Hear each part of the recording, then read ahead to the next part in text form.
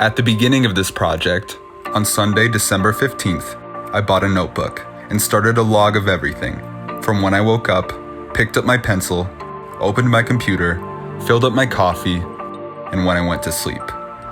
The notebook started to resemble the back end of a server log.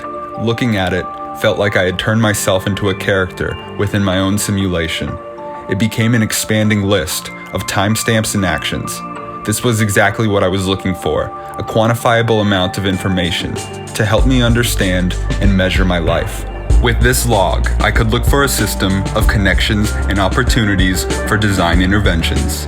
Using this log would allow me to establish a successful criteria to measure if my interventions reached my goals.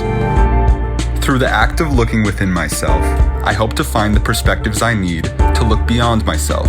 As an artist and designer, I hope the study of self-analysis can make me a greater version of who I am today. My education will never be finished. I am always growing and learning. Today, I am a lesser version of who I will be tomorrow. And even if I had all the time in the world, I could never become perfect. However, this also means that the person I become tomorrow will be greater and beyond the person that I am today.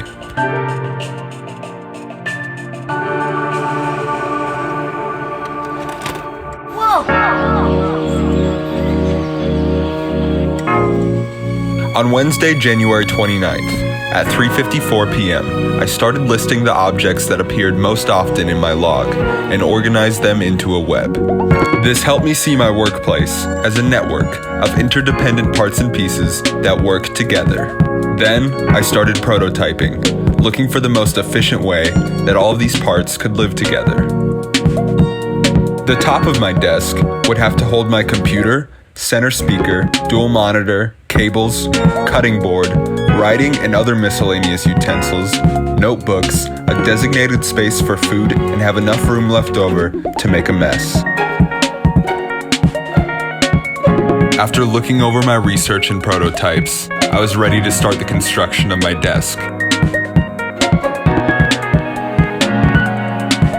I knew, even after all of my studies and notes, it would be inevitable that I would eventually need more space. So I accounted for this in the length of my desk, as well as my cutting board fitting exactly on a 36-inch top with 1 inch of margin. Let's go! The brain of my workspace, the object that occupies most of my time, is my computer.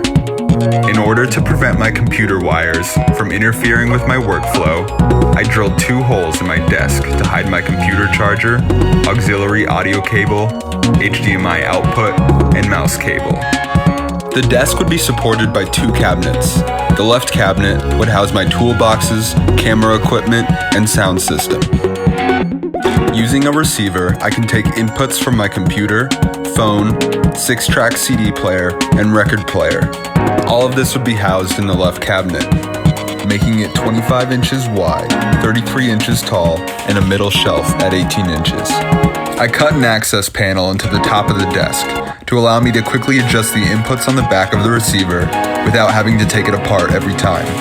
The right cabinet would house all of my papers, files, and process work, separated in 3 different drawers, as well as provide quick access for a mess of miscellaneous items, making the cabinet 30 inches wide, 33 inches tall, with a top shelf at 28 inches.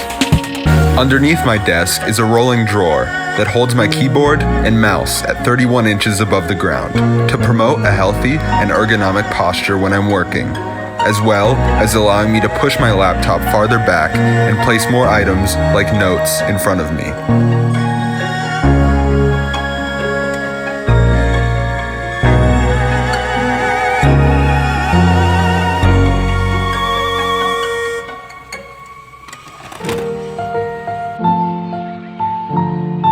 Today is Sunday, May 3rd, 6:33 p.m. I'm currently writing the conclusion and making the final tweaks to the video you just watched. But this project is not quite complete, as it probably never will be. My notebook will continue to expand with every action I make in my life, and will continue to help me find new ways to innovate and improve my workspace and life. This experiment has helped me see my working process from a new perspective that I will carry with me for the rest of my life.